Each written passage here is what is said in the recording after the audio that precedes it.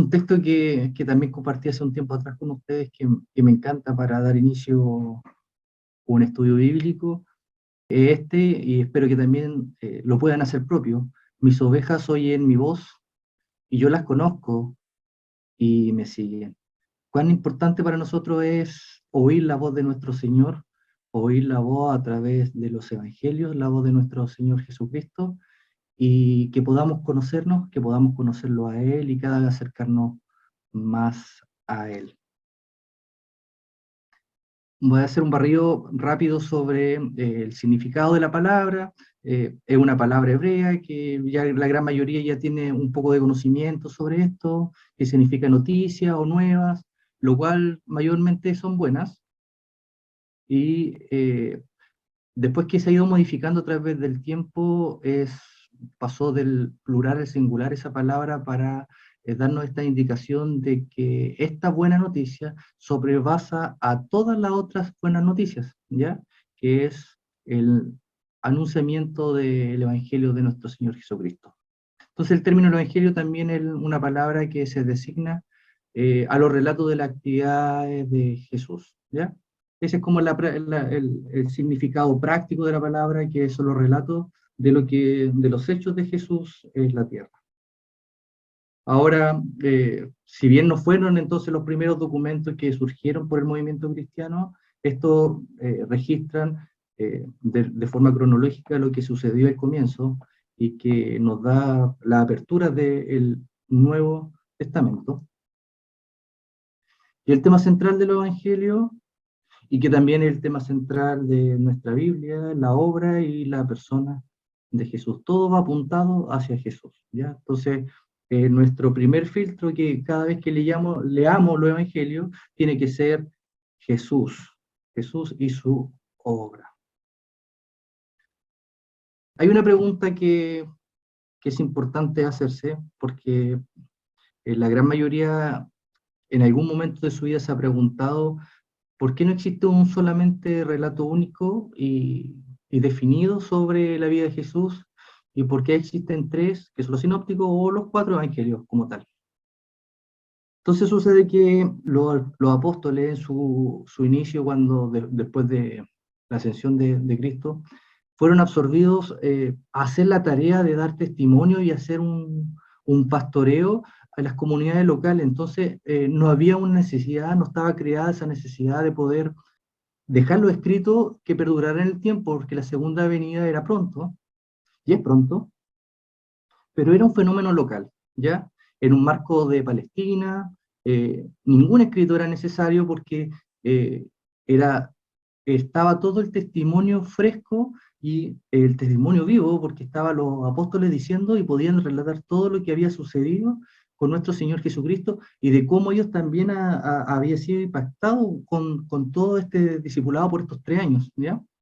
Entonces no estaba esta circunstancia o esta necesidad de poder dejarlo plasmado por escrito, pero al correr del tiempo se empezaron a dispersar, a ir a diferentes lugares los apóstoles y ya se empezó a crear la necesidad porque ya había transcurrido varios años ya, 50 años, 40 años, desde que se fue nuestro Señor y era necesario ya empezar a evangelizar y dejar esos testimonios escritos. Y ahí es donde se crea esta necesidad y se comienza entonces a través de las comunidades de fe, según los evangelios, a escribirse. Los lugares que se escribieron, más o menos para tener un panorama geográfico, Palestina está acá, el sector de Palestina, donde suceden todos los eventos de nuestro Señor Jesucristo, en Jerusalén. Poco más al norte tenemos Antioquía, donde se escribió el Evangelio según San Mateo, Juan en Éfeso, Lucas en Atenas y Marco ya en Roma. Ahora, ¿podría haber alguna diferencia? Eso va a depender de la evidencia científica, arqueológica, y podría a lo mejor haber un pequeño detalle de dónde, según la tradición, fue escrito cada uno de los evangelios. Pero la tradición general dice que estas son las ubicaciones. Como ya le estaba anunciando más o menos los años que se creó esta necesidad de escribir, recordemos que aproximadamente el año 33 después de Cristo es cuando nuestro Señor nos deja su promesa de su segunda venida, entonces desde ahí en hacia adelante empiezan a redactarse los evangelios, ¿ya? Tenemos dos evangelios, que el de Mateo y Lucas, que más o menos tienen esa misma variedad de años, entre los 80 y 90, y el evangelio de Marco en los años 70, y el Juan, que no lo alcanzo de ver acá, ahí está, fue el 90 al 100 en Éfeso, ¿ya? Ahí hay un breve resumen, que lo vamos a ver más detallado, sobre cada uno de los, más o menos cómo se van perfilando los evangelios. Eso, o sea, ya tenemos a Marco, que fue el primero en los años 70, o sea, ya, si sumamos y restamos, nos damos cuenta que en los años 30 estuvo nuestro Señor Jesucristo, nos dejó para venir por segunda vez, y el año 70, o sea que 40 años después fueron los primeros escritos. Antes de esos escritos, sí que alguien se puede preguntar, pero ¿cómo sucedió que se mantuviera en la memoria las comunidades de fe a través de la tradición oral, fueron manteniendo los hechos del Evangelio? ¿Ya? Una vez habíamos explicado esto, sí que hay hermanos más antiguos del curso que habíamos hecho anteriormente. Hay una fuente, que esta es una hipótesis que es la más reconocida, de una fuente Q, que es esta, y el Evangelio de Marco, que también es un evangelio independiente, escritos de forma independiente. Por eso decimos que Marco fue uno de los primeros evangelios, o el primero, y que el Evangelio de Mateo, como dice la imagen, se apoyó en el texto de Marco y en el texto de una fuente Q, que es una fuente que es una teoría, y dentro de las teorías más acertadas o más ocupadas por todos los estudiosos. Y el Evangelio de Lucas se apoyó en esta fuente Q y en el Evangelio de Marcos. Esto da respuesta un poco a la pregunta que si pueden hacerse ustedes mismos, de por qué se parecen bastante los evangelios, o hay frases o versículos que son casi textuales de un evangelio a otro. Entonces según se copiaron, cómo fue, cómo se pusieron de acuerdo. Tiene que ver con esto, de cómo se iban redactando, y cada uno, por ejemplo, Marco tiene su perfil, Mateo también tiene su perfil, y tiene añadiduras de Marco, y Lucas tiene añadiduras Lucas también tiene añadiduras de Marco, y de esta fuente que se le llama la fuente Q. Q, ¿por qué? Porque en alemán, fuente es una palabra que se inicia con la palabra Q. No sé cómo se dice en alemán como tal, pero no sé alemán, pero sí la fuente en Q, o sea, en alemán, inicia con esta letra. ¿Ya? ¿Alguna duda hasta el momento? No, todo bien, Rodrigo. Quizás podrías mencionar por qué los evangelios sinópticos se llaman así, porque lo mencionaste la pasada, pero quizás poder explicarlo como para que quede más claro. Sinóptico tiene que ver con ponerlo en un tapete y hacer una comparación de cada uno de los evangelios. Por eso los evangelios sinópticos para nosotros son el Evangelio de Mateo, el Evangelio de Marco y el Evangelio de Lucas. Ya, ahí vamos a ver, vamos a responder, gracias Franco, porque eso lo vamos a ir viendo un poquito más adelante, en la diapositiva 155 más o menos de la clase de hoy. No, pero ahí lo vamos a ir viendo un poquito, y vamos a explicar ya más a fondo, con una imagen ya a lo mejor va a quedar mucho más claro. ¿Ya? Y vamos a comenzar viendo por orden cómo están en la Biblia, y vamos a ir relatando un poquito cada uno de los perfiles de cada evangelio, ¿ya? Después vamos a tener una mini actividad, así que para que estén atentos, ¿ya? Mateo, como dice ahí, se refiere constantemente a las escrituras, van introducidas como fórmula. Si ustedes van al Evangelio de Mateo, ya lo han leído varias veces, esto ocurrió para dar cumplimiento a lo que el Señor dice por el profeta. Es una palabra muy recurrente en Mateo, y se ocupa bastante, ¿eh? Así es que para que pongan atención cuando salga eso. Eso también habla repetidamente de Dios como Padre, y la enseñanza respecto al reino es dominante, ¿ya? Dominante, ¿por qué?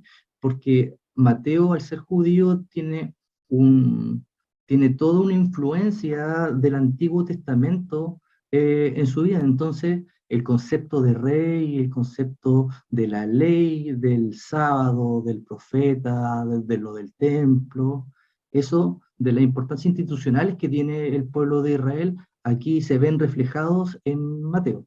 El Evangelio de Mateo es el único, también es algo bastante curioso o importante, de los evangelios, la palabra como tal, iglesia, la menciona. También quiero hacer un poquito más a fondo el primer punto que se refiere a lo constante de las escrituras.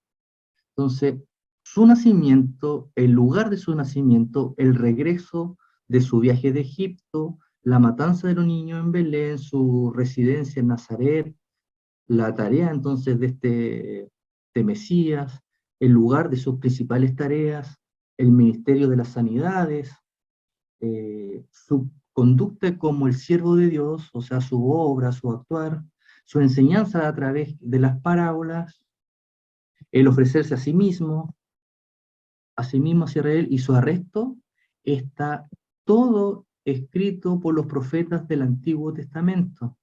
Entonces Mateo tiene esta carga judía que le permite, o este conocimiento judío que le permite validar con sus credenciales, o sea, con todas las credenciales que están en el Antiguo Testamento, profetizando de que iba a venir un Mesías, a través de lo que todas las profecías escritas se dan cumplimiento, y Mateo se da ese trabajo de todas esas credenciales que habían que Jesús era el Mesías. Dice, sí, Jesús es el Mesías porque estaba escrito su nacimiento, porque estaba escrito el lugar donde iba a nacer, su regreso, la residencia, la tarea, sus principales tareas, su ministerio que iba a tener señales con los milagros, su conducta, su enseñanza que iba a ser a través de palabras. Es increíble la cantidad de profecías que apuntan a nuestro Señor Jesucristo, y que Mateo se da la oportunidad y se da el trabajo de poder decir, hey, todo lo que yo sé de los judíos y todas estas profecías se cumplen en nuestro Señor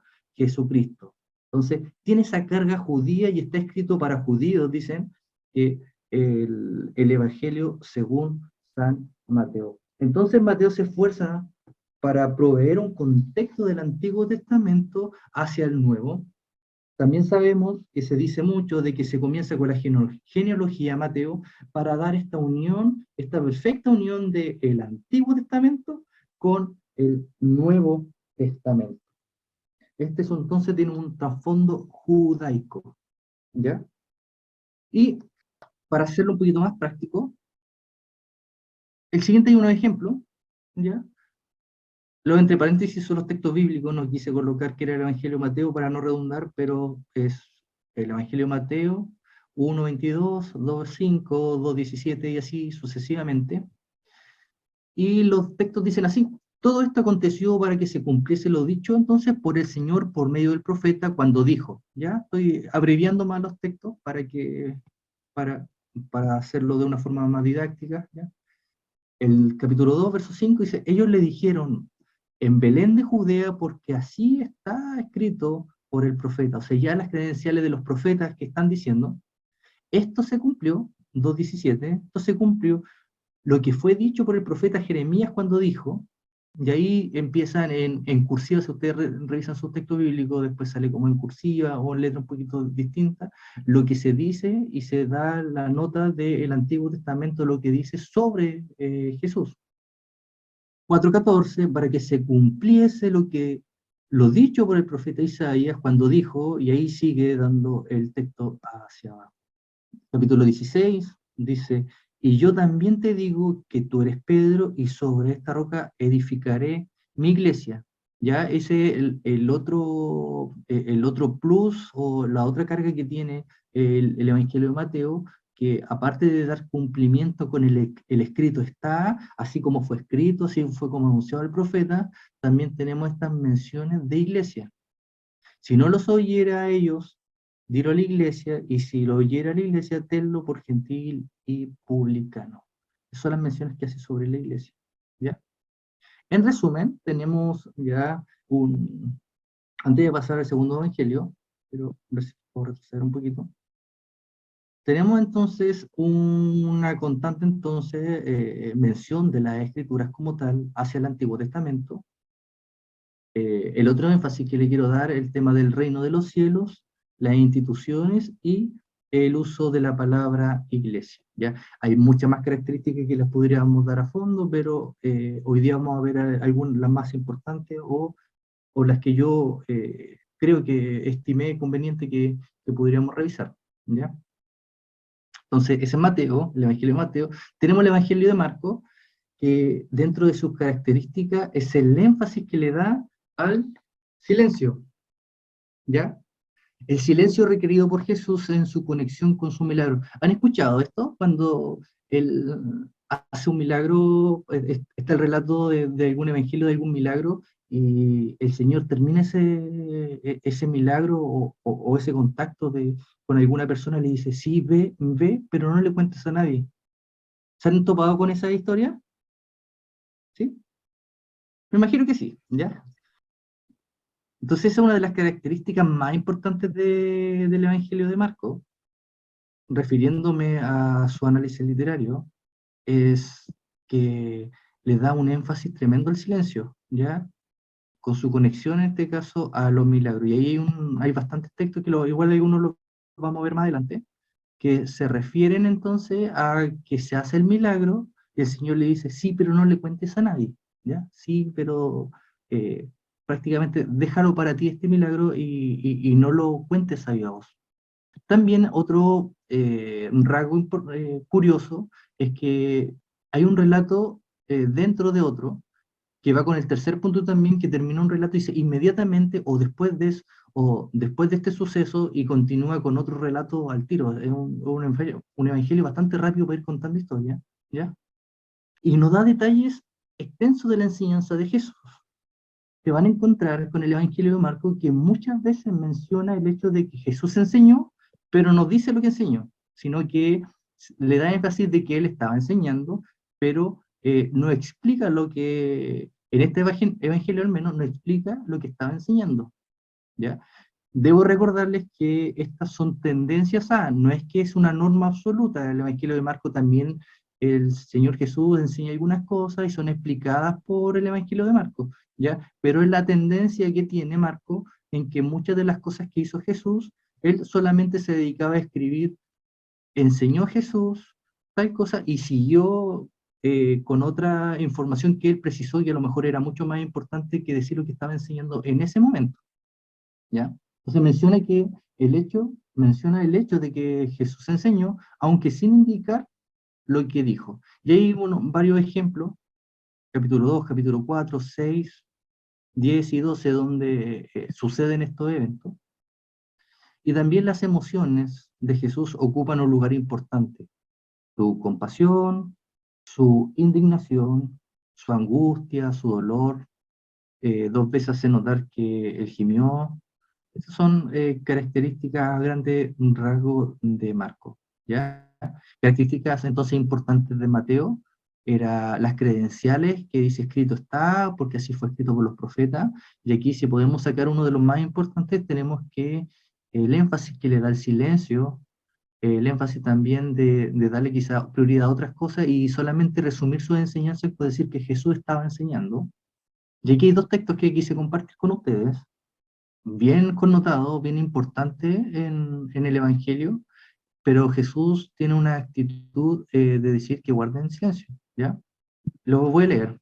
¿Qué dicen los hombres que soy yo? Ellos respondieron, unos Juan el Bautista, otros Elías, y otros algunos de los profetas. Entonces él les dijo, ¿y vosotros quién decís que soy? Y respondió Pedro y dijo, tú eres el Cristo. Entonces esta es la revelación, hay un texto, muchas predicaciones hemos escuchado a lo mejor sobre este texto como tal, pero hay un énfasis que le da al final, que es el que yo le he estado mencionando, pero él les mandó que no dijesen esto de él a ninguno, ¿ya? Entonces, imagínense, esto se contrapone a toda la literatura que quizás existía en la época y la literatura actual, cuando uno quiere dar a conocer un superhéroe o quiere dar a conocer un personaje de connotación, de importancia, lo único que quiere es que ese personaje se haga público, que se conozcan sus virtudes, que se conozcan las grandezas, y de seguro eso es lo que querían los mismos apóstoles, los mismos discípulos de nuestro Señor, que era anunciar lo que ellos sabían ya o lo que intentaban aprender y conocer en ese momento, pero el Señor, el Maestro, en vez de decir, ya háganme conocido, el Señor hace totalmente lo contrario. Le dice, pero les mandó que no dijesen esto de él a ninguno. ¿Ya? Y así también nos encontramos con otro momento que muy, muy fuerte que se vivió, que fue, voy a leer el texto, dice, Jesús tomó a Pedro, a Jacobo y a Juan y los llevó aparte solos a un monte alto y se transfiguró delante de ellos. Este es el momento de la transfiguración. Puse 3 puntos suspensivos porque el texto es un poco más largo y le di énfasis a este final, que ya en el versículo 2 pasa al versículo 9 y dice, y descendiendo de ellos del monte, le mandó que a nadie dijese lo que habían visto. Fíjese, uno, hubieran, no quiero pelar a los predicadores de la prosperidad, pero ellos hacen un milagro, hicieran un milagro así de gigante, y se transfiguraran o sanaran a alguien, lo publicarían por todos lados, por redes sociales, por la televisión, saldría por todos lados, pero el Señor en vez de eso hace totalmente lo opuesto, y les mandó que a nadie dijese lo que habían visto, sino que cuando el Hijo del Hombre hubiese resucitado de los muertos. ¿Alguien se pregunta o me podría responder por qué este silencio? ¿Por qué el Señor pedía silencio? ¿Se han preguntado eso? ¿Lo escucho? Acá hay una respuesta. Bueno, si no me equivoco, era porque todavía no era el tiempo como que se revelara completamente que era el Mesías, y también como para su testimonio, ya que mucha gente decía, y bueno, lo que se hablaba de que los poderes que tenía Jesús se los daba como Belcebú, o sea, el diablo. Y estaban como esas dos opiniones cuando leí una vez acerca de eso. Sí, está bastante, o sea, acertada la observación que hizo nuestro hermano. Como dice el hermano, es bien acertado porque todavía no se había cumplido lo que el Señor quería y tiene un propósito también sobre todo esto. Se recuerdan que en el anterior dice que hay un nexo entonces en el silencio y con su milagro, era porque para evitar las muchas multitudes y para poder dedicarle tiempo a sus discípulos. Recuerden que aproximadamente fueron 3 años los que estuvieron siendo discipulados como tal.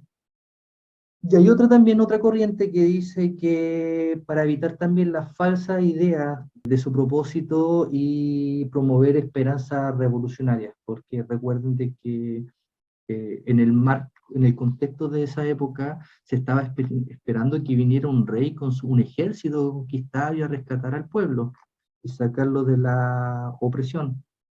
Pero es totalmente distinto. Nosotros tenemos el panorama completo por tantos años que ya han pasado, pero ellos en ese momento estaban esperando quizá un guerrero, un líder militar que pudiera socorrerlos de la opresión. Así es que en ese contexto también es válida esta interpretación de que el Señor quería que se mantuviera en silencio para poder dedicarle más tiempo a sus discípulos y a enseñar y fortalecer su equipo de trabajo y no promover estas revoluciones a través de que Él era el Hijo de Dios. ¿Ya? Y ejemplos de Marcos, capítulo 1, y le dijo, mira, no digas nadie nada. Ya estamos muy claros con eso, ¿cierto? De que Marco es uno de los que dice, no se dígalo. Si hizo un milagro, no quiero que lo divulguen mucho, pero él les mandó mucho que nadie lo supiese, eso en el capítulo 5, capítulo 8, y lo envió a su casa diciendo, no entres en la aldea, ni le digas a nadie en la aldea, ¿ya? Aquí no quiero contextualizar mucho, voy a poner a dedicarle tiempo a cada versículo porque no es la idea de esto, sino de ir retomando algunos pasajes bíblicos donde se marcan en este caso los principales atributos de cada evangelio. Después volvió a salir del mar y toda la gente venía a él y les enseñaba. Aquí tenemos el otro atributo de Marcos de que les enseñaba, pero no decía lo que estaba enseñando, solamente que dejaba reflejado de que el maestro, nuestro Señor Jesús, les enseñaba, ¿ya? Que no los dejaba a la deriva, sino que le estaba enseñando. Y llegando el día de reposo, en el capítulo 6, comenzó a enseñar en la sinagoga y muchos, oyéndole, se admiraban.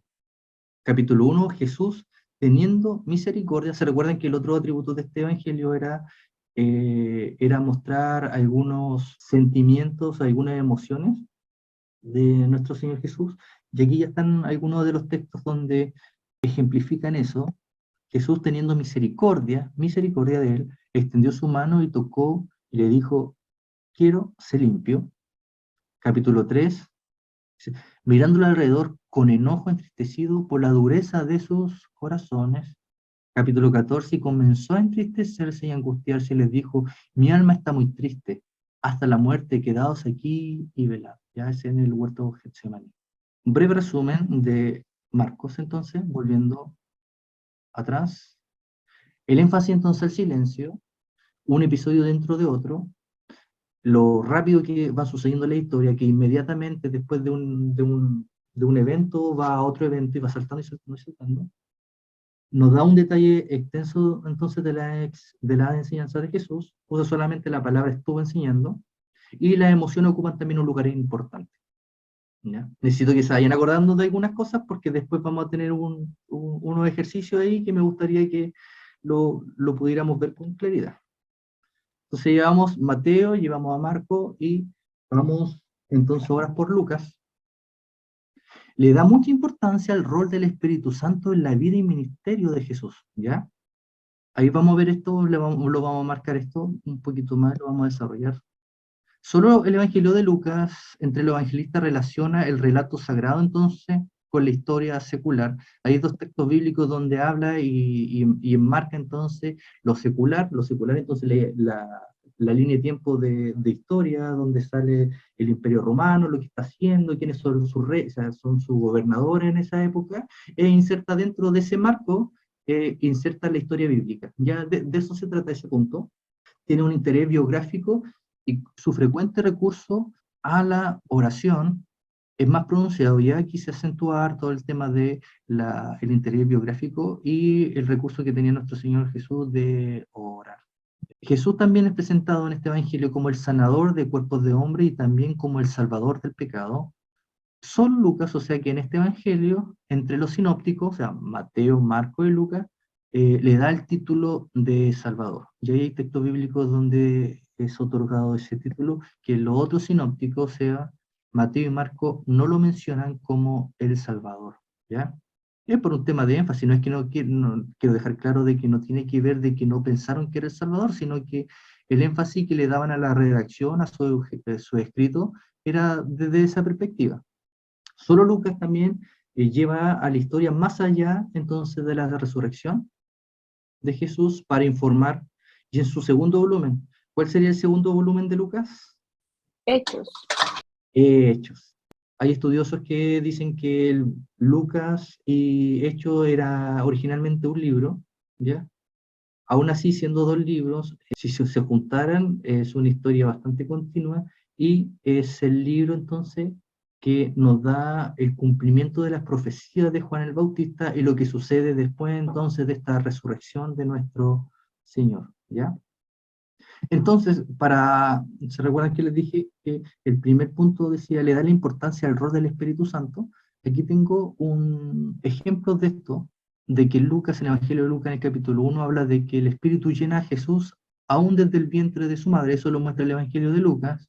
El Espíritu Santo es activo en la concepción del Hijo de Dios. El Espíritu Santo desciende sobre Jesús en su bautismo.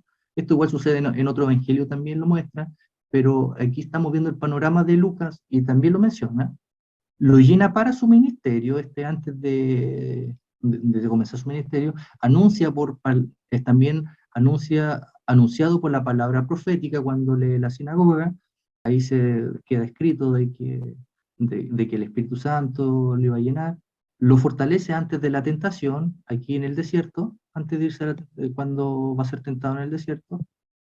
Lo capacita para su obra, imparte alegría en medio de sus tareas, que es el capítulo 10, está anunciado. Entonces, si lo vemos como un panorama general del Evangelio de Lucas, le da bastante énfasis entonces, como le decíamos, en la vida de Jesús al Espíritu Santo. O sea, el Espíritu Santo está hilado en cada una de las actividades importantes de nuestro Señor Jesús, ¿ya? Y ejemplos de Lucas, tenemos, ¿se recuerdan cuando les dije que se entrelazaba con la historia secular con la historia de los relatos bíblicos? Y aquí tenemos el ejemplo del capítulo 2, donde dice: aconteció en aquellos días que se promulgó el edicto por parte de Augusto César romano, que todo el mundo fuese empadronado. Y en el capítulo 3, aquí ya tenemos un poco más extenso el texto, donde dice: en el año 15 del imperio de Tiberio César, siendo gobernador, y hace el relato completo, o sea, quién fue el gobernador de Judea, que es Poncio Pilato y Herodes, y ahí el texto sigue avanzando, yo no quise colocarlo completo, y siendo sumo sacerdote, y ahí está Anás y Caifás, y vino palabra de Dios a Juan, hijo de Zacarías, en el desierto. Ahí ya tenemos entrelazados las dos historias, secular con la historia bíblica, como tal, ¿ya? Y el otro importante del Evangelio de Juan, que una de las cosas que salen a relucir es que se ocupa la palabra Salvador, y ahí están dos textos que ejemplifican eso: que mi espíritu se regocija en Dios mi Salvador. Dios ha nacido hoy en la ciudad de David un Salvador, que es Cristo el Señor. ¿Vamos bien aquí? Aquí ya terminamos de ver los tres sinópticos: Mateo, Marcos y Lucas. ¿Es mucha información o vamos bastante bien?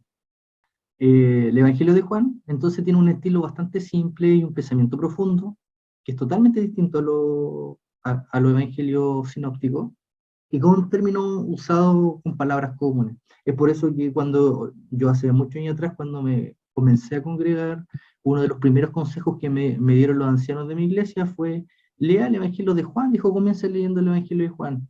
¿Y por qué se recomendaba en esa época leer el Evangelio de Juan? Porque era un evangelio que era de una lectura bastante simple, pero muy profundo, ¿ya? Ese es el motivo, entonces, de por qué se recomienda o se recomendaba en esa época el Evangelio según San Juan. Este Evangelio, que es totalmente distinto a lo demás, pero le pone un énfasis a las fiestas nacionales del pueblo de Israel. La participación de Jesús también en las mismas. Se mencionan las tres Pascuas, ahí están los textos bíblicos, y como también las fiestas de los tabernáculos y de la fiesta de la dedicación, ¿ya? Que son fiestas del pueblo de Israel que estaban en esa época activas y se hacían en esa época. También se habla del aspecto personal del ministerio, revelado en conversaciones con diferentes personas. Aquí ahí tenemos a Juan tiene la idea de un Jesús más personal, un Jesús que se revela a través de situaciones de conversaciones cotidianas, como la tenemos en estos dos ejemplos de Nicodemo y de la mujer samaritana. Y una de las principales características del Evangelio de Juan es que la palabra milagro es ocupada como señales, ¿ya? Y hay una inmensa cantidad de textos donde el Evangelio de Juan habla sobre los milagros que hizo Jesús, pero en vez de usar la palabra milagro, usa la palabra señales, ¿ya? Y en ocasiones el material entonces didáctico tiene un carácter de una discusión o controversia ocasionada por algún milagro, como es en el capítulo 5, el paralítico de Betesda. Ahí el Señor utiliza esa controversia del milagro del día sábado, y empieza el cuestionamiento: ¿cómo hace milagro el día sábado? ¿Por qué hace estas señales o el día sábado? Y a través de eso, Él se impulsa y entrega una enseñanza de esa controversia, ¿ya? Así que Juan es simple, pero muy hábil también de dejar estas enseñanzas profundas a través de estas situaciones, ¿ya? Y en Juan me encontré hace poco con esta descripción del Evangelio de Juan, que me encantó mucho y que se las quiero compartir, que dice así: el tema del Evangelio de Juan es lo no histórico que le da sentido a la historia, o sea, lo que no es historia, porque no es un libro como tal relatando historias bíblicas como tal, sino que eso no histórico que tiene el libro de Juan le da un sentido a la historia. Lo infinito que habla Juan sobre el Señor, lo infinito, lo eterno del Señor, le da sentido entonces al tiempo, el Dios que le da sentido a los hombres y que es, por lo tanto, su Salvador. Me encuentro que no hay mejor frase o forma de resumir un poco el Evangelio de Juan a través de esto. Esto lo dice el pastor teólogo Hoskins, ¿ya? Los ejemplos de Juan. Entonces, aquí tenemos algunos ejemplos de los textos bíblicos como capítulo 2 que dice, este principio de señales hizo Jesús en Caná de Galilea, o sea, el principio de milagros, manifestando su gloria y sus discípulos creyeron en él. Entonces son señales con sentido, no son señales para él creerse que las sabía todas, como a veces nos puede pasar a nosotros que queremos hacer algo para realzarnos, para nosotros glorificarnos, para nosotros estar al frente y sentirnos que lo estamos haciendo bien o que nos feliciten, pero estas señales tienen un sentido para que ellos creyeran, ¿ya? Así que también se confirma lo que dice el Antiguo Testamento sobre las grandes señales que va a hacer nuestro Señor Jesús para el creyente o para que uno pudiera creer. ¿Ya? Estando en Jerusalén, entonces la fiesta de la Pascua, muchos creyeron en su nombre viendo las señales que hacía. Este texto ya tiene dos características importantes. Una, situando a nuestro Señor Jesús en la fiesta de las Pascuas y así también dando las señales. Capítulo 6, seguía la gran multitud, porque veían entonces los milagros o las señales que hacían los enfermos. Capítulo 20, hizo además Jesús muchas otras señales en presencia de sus discípulos, las cuales no están escritas en este libro. O sea que Juan deja claro de que lo que él escribió de los milagros fueron solamente breves milagros comparados a todos los muchos milagros que el Señor Jesús hizo en la tierra. ¿Ya?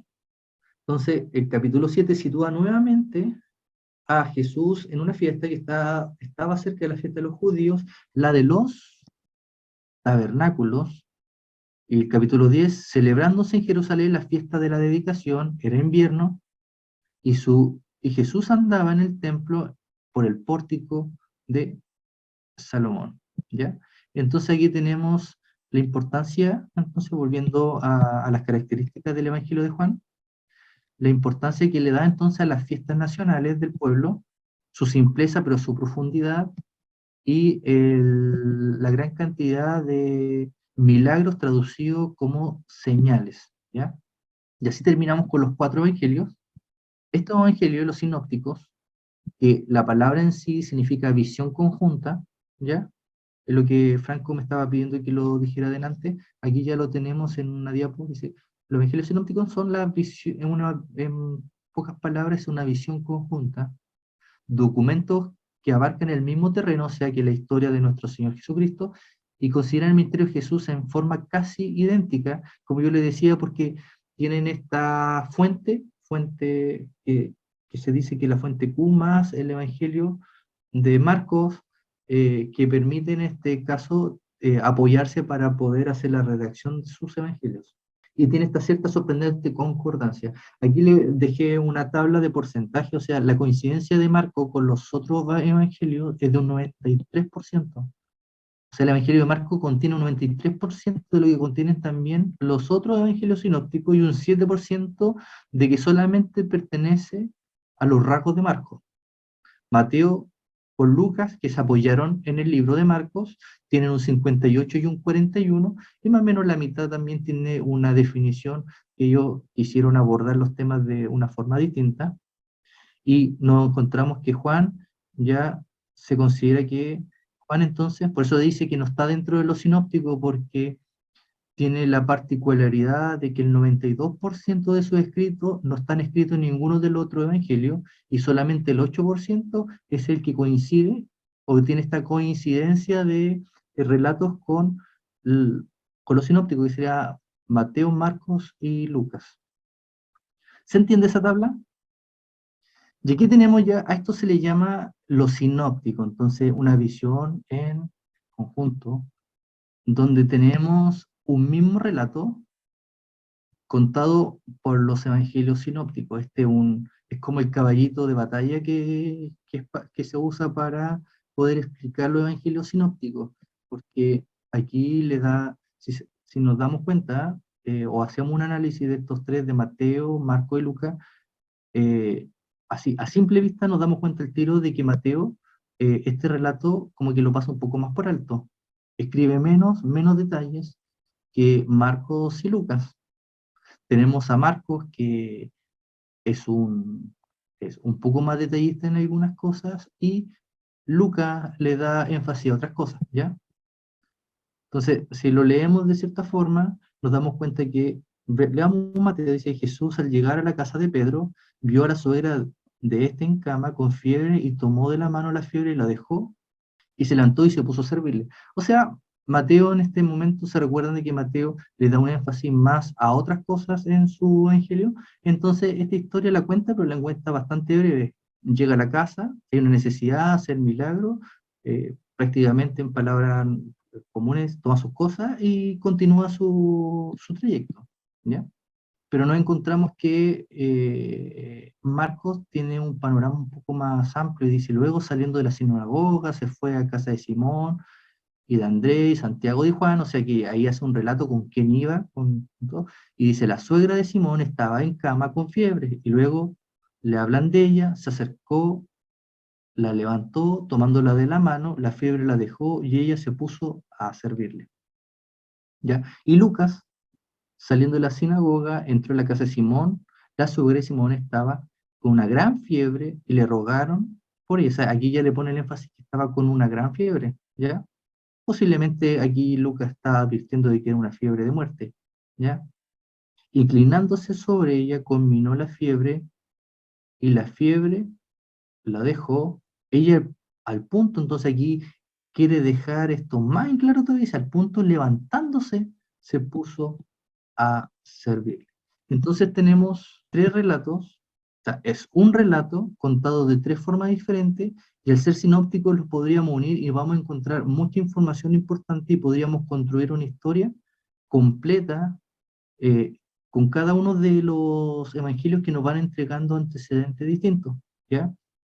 Esto nos permite muchas veces que vemos una historia y tenemos un paralelo en otro evangelio, entonces podemos ir sacando recursos del otro evangelio para ir construyendo nuestro relato bíblico, para enriquecer nuestra interpretación, ¿ya?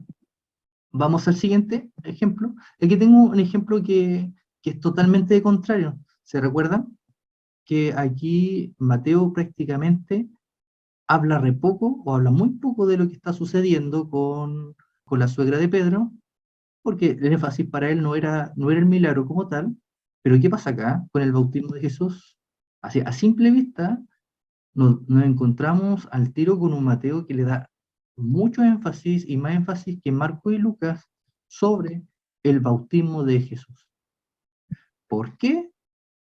Porque eso era lo que realmente estaba dentro de lo que le importaba a Mateo. Mateo le importaba muchísimo de que se cumplieran todas las credenciales del Antiguo Testamento en el Mesías que era Jesús. Entonces quiere dejar más que claro y que nadie quede con duda de que Jesús cumplió lo que estaba profetizado en el Antiguo Testamento. ¿Ya? Aquí podríamos ver otro tipo de análisis, pero por el tiempo yo creo que lo que es importante aquí es darnos cuenta de eso, del énfasis que aquí Mateo le está dando entonces al bautismo de Jesús. Y ya al borde, ya a punto de terminar, quisiera compartir con esto y aquí necesito sí que pueda escucharlos a ustedes. Y es bastante simple.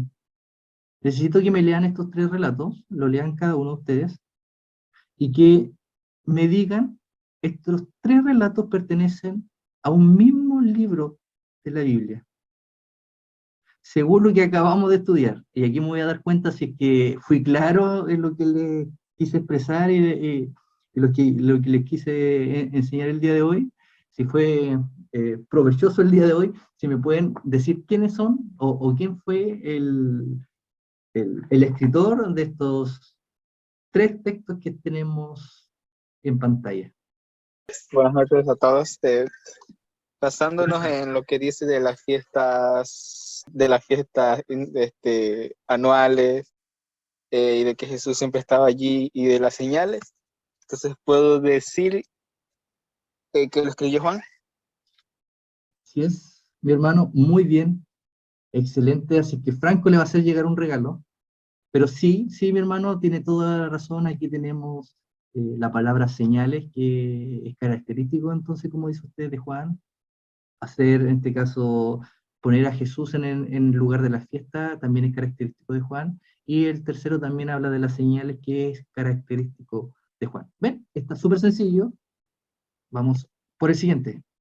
Otro hermano, Abigail, hermana Abigail. Sí, no sé si me escuchan bien. Sí, le escuchamos bien. Ok. Por lo que nos comentabas acerca de Lucas, los primeros dos dije, Mateo, pero el tercer texto, pues cuando menciona a Augusto César y todo lo que estaba pasando, pues pienso en Lucas por las fuentes que solía incluir o el no dejar como al aire las personas pues, que estaban presentes históricamente hablando. Exacto, muy bien, mi hermana. Es correcto lo que usted acaba de decir. Augusto César entonces tiene que ver que no deja la historia bíblica en el aire, sino que la pone dentro de la historia secular para más o menos nosotros orientarnos. Y también incluye la palabra Salvador, que dijimos que era exclusivo entonces de este evangelio. Está sencillo, este está bastante fácil, ¿eh? Sí, en Marco, porque hace énfasis en el silencio de que nadie supiese nada, también hace Sí. énfasis en los sentimientos como de Jesús, donde dice entristecerse y angustiarse, y también de que les enseñaba, pero no sale que les enseñaba, solamente que les enseñaba. Sí, muy bien. Nuestro hermano Rodrigo, ¿cierto? Michel. Es Mitchell. Ya, Sí. no conozco su. Entonces, sí, bien como dice, porque pidió que nadie lo supiese, habla de los sentimientos ahí, te coloca énfasis, y después volvió y la enseñanza que no dice que enseñaba, pero sí que está la carga esta de que está diciendo de que Jesús estaba enseñando, ¿ya? Siguiente. Hola, sí, buenas noches. Sería el libro de Mateo, Ya, necesito que me justifique por qué. ¿Puede? que es el que falta. Bueno, no, mentira. Porque alude a que hablaba de profecías anteriores que se cumplían en ese momento, entonces mencionaba aquellas profecías. También menciona la palabra iglesia, que creo que es el único Sí. libro que la menciona. Y porque hay otras por profecías también, por profecías que se cumplían. Excelente, mi hermana. Es correcto. Sí, recordar de que la palabra iglesia está en el marco de los evangelios sinópticos, Mateo, Marcos, bueno, en los evangelios como tal, ¿ya? Porque después, posteriormente, las cartas de Pablo, iglesia, es nombrada muchas veces, ¿ya? Pero en este contexto del evangelio, el que tiene esta palabra como tal es entonces el evangelio de Mateo. Y con esto termino, ¿ya? Si tienen dudas, este último son tres evangelios distintos, no son del mismo. Es uno y uno. El primero, ¿cuál sería? Podría ser Lucas, ya que dice que oraban intensamente, entonces es como el recurso de la oración que mencionaban antes. Claro, así es Lucas, bien. Y también por estos detalles de Lucas sobre el sudor como grumos de sangre, es característico de Lucas. El segundo, ese está un poco más sencillo. Ese era el trampa, así que no se preocupe, este era el más difícil. ¿Sí? Marcos, ¿Por qué sería Marcos? ¿Qué rasgos ve en este texto? porque está hablando de la purificación. ¿Ya?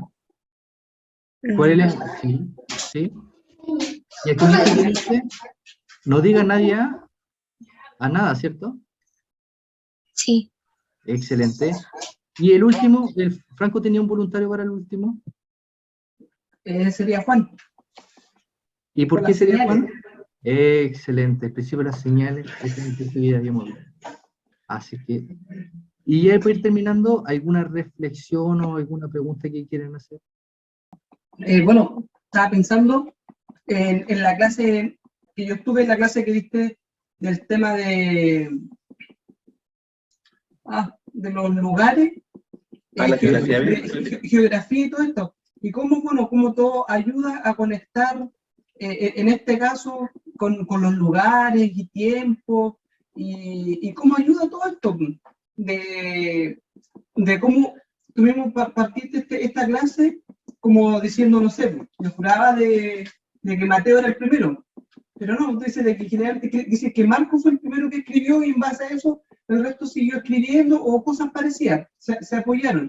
Y igual viste los lugares donde se habían escrito, y yo reflexionaba y me acordaba de la clase anterior que viste de los lugares, cómo se posicionaban de parte en parte. Entonces igual como que uno iba conectando, de hecho te dice, claro, esto era aquí, esto era acá, y claro, y uno se acuerda y dice, súper bueno.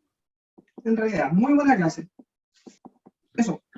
Gracias, mi hermano. ¿Alguien más que quiera hacer una reflexión? Por mientras, quizás es técnica de cierta forma la clase, pero sí nos ayuda a enriquecer cuando leamos los evangelios y nos vamos a dar cuenta de que cada uno de los apóstoles, de los escritores de estos evangelios, eran personas comunes, personas que tenían una forma de ver al Señor distinta, y cómo eso en conjunto también nos enriquece a nosotros.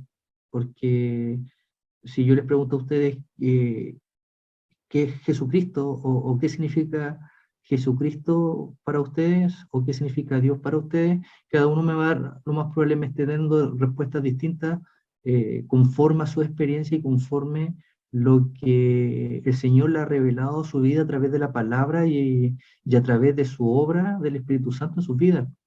Entonces, también qué importante es la obra que el Señor hace en nuestra vida y poder también nosotros transmitirla a nuestros colegas de trabajo, a nuestros compañeros, a nuestra familia, porque esas experiencias enriquecen nuestra vida. Por lo tanto, el Señor, con esto quiero decirles también que el Señor eh, nos ordena y nos incentiva que nos congreguemos, que estemos unánimes, juntos, porque el Evangelio no se vive solo. Eh, el- la relación con nuestro Señor también tiene que ver con nuestra familia, con nuestro entorno, y que nosotros podamos expresar lo que Cristo ha hecho en nuestra vida a los demás. Así es que así lo hicieron los escritores, así lo hizo Mateo, Marco, Lucas, Juan, que en su primera instancia no quisieron escribir, y no porque no querían escribir por rebeldía, sino que no era necesario, porque estaba tanto el ímpetu de poder expresar lo que habían vivido con el maestro, que querían ellos transmitírselo a los demás. Entonces, con el tiempo, cuando ya era necesario, ya se estaban esparciendo ellos, era necesario escribirlo, lo comenzaron a escribir. Más cuanto nosotros podemos también, a través del ejemplo de ellos, poder tomar lo que Cristo ha hecho en nuestra vida, este contacto que nosotros hemos tenido con nuestro Maestro, y poder expresarlo a los demás. Así como los evangelios han sido bendición para nuestra vida, así como la experiencia de Cristo en nuestra vida también puede ser de bendición para los demás. Con eso, mi hermano, ya estamos terminando. Si alguien quiere hacer una última reflexión o oración de despedida.